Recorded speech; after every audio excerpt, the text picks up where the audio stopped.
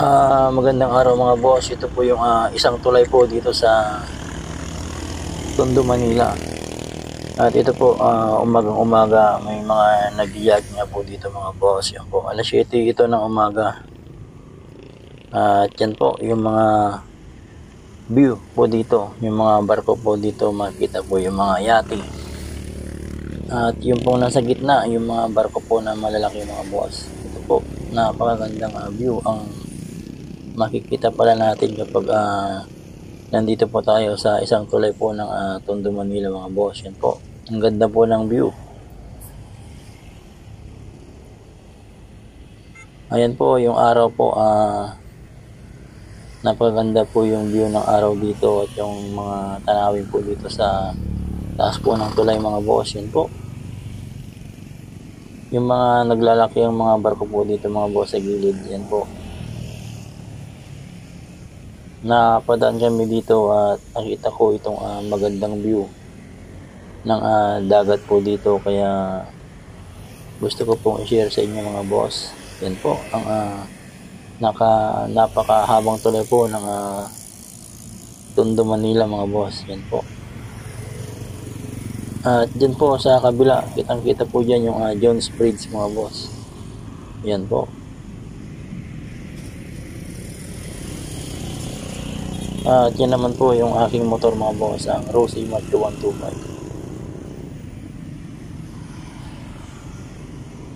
Yan po, araw po itong ng linggo mga boss.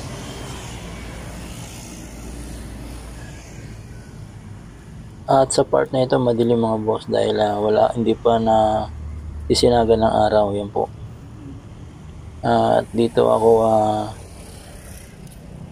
namangha po sa ganda ng view dito sa taas. Yan po, napakaganda po ng view dito mga boss, at napakagandang panurin po yung mga barko po dito.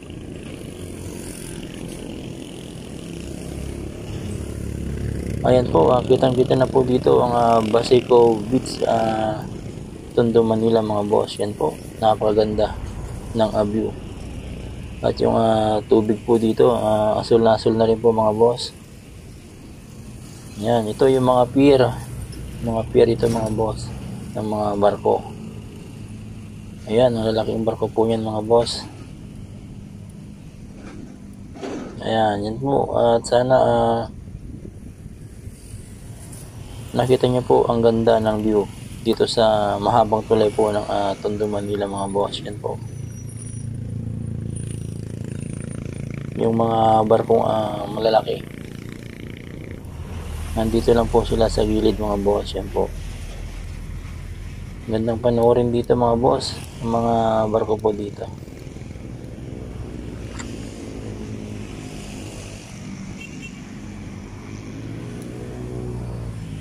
At ito po mga boss, at maraming salamat po sa panonood. Yan po yung mga malalaking container van mga boss, mga barko. Napakagandang view at napakagandang panoorin po ito dito mga boss. Yan po, sana po nagustuhan nyo po, at maraming salamat po sa panonood mga boss.